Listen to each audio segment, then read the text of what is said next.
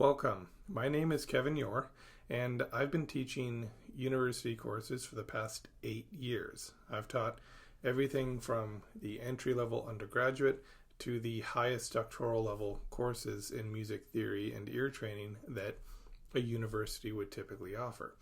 And one of the things that I have discovered along the way is how all these different courses, when you understand these various principles, there are these common threads between all these different types of theories that can be used to better understand form. And when you understand form on a deep level, it changes the way that you hear music. It changes your enjoyment of music. It gives you a deeper understanding of what is going on in a musical texture. And we're going to talk about a lot of these techniques that composers will use. Arnold Schoenberg would refer to them as the secret knowledge that is only taught from teacher to student. We call this esoteric knowledge because it usually involves a larger investment than what you can get with a typical course. In a typical course, you have students that are mostly trying to fill a requirement and maybe don't have the necessary skill set or motivation to really dive deep into these subjects. And there are certain types of knowledge that have to be taught one-on-one, which is what we're going to attempt to do in this course. I'm going to be taking you through a journey where we talk in depth about the different forms that are used in classical music and romantic period music and even modern music.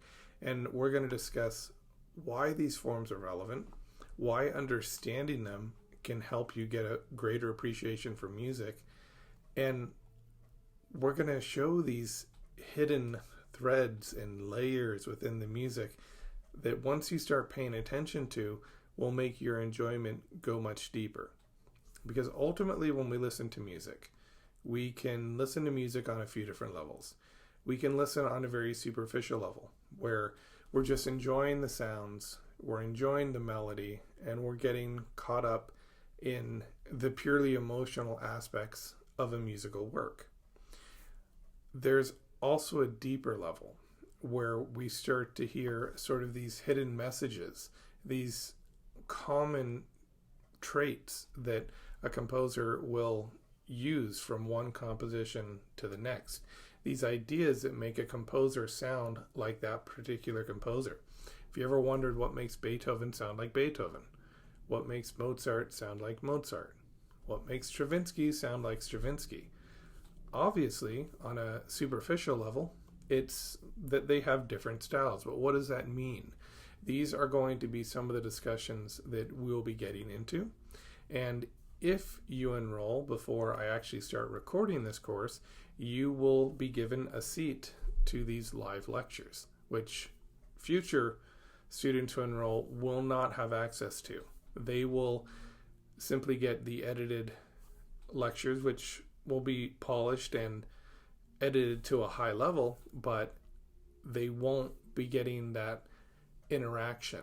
And so it's important, if you're able to get this into your schedule, if you're able to fit it into your schedule, to take the course now before it becomes too late to actually attend these live sessions. Because once the window closes for the early bird enrollment, I'm not going to accept any new students.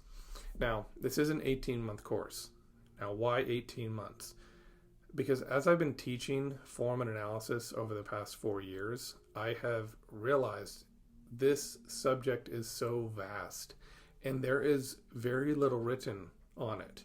We all know this idea of sonata form. It has an exposition, a development, and a recapitulation. We may even know that it has primary and secondary key areas. We may even understand how the transitions work. But what we don't understand about sonata form, what is not commonly discussed, is how sonata form actually helps a composer to convey a very particular message that is different from the message that a rondo form creates, or that a small ternary or a small binary form creates. So even a minuet trio has a very particular language, and it's suitable for certain aspects of music. So by taking this course, what will happen is you will be able to have a better chance of actually identifying the form you're listening to, and you'll get more out of the piece because you will understand more of the composer's intentions. So we're going to go in depth into form. We're going to talk about established forms, and I'm also going to talk about how the creation of new forms is possible.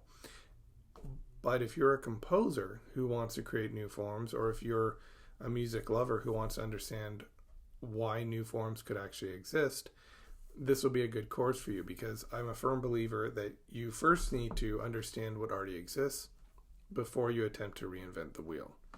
Now, one of the things that we will be doing in this course is there will be a very substantial harmony review during the first month.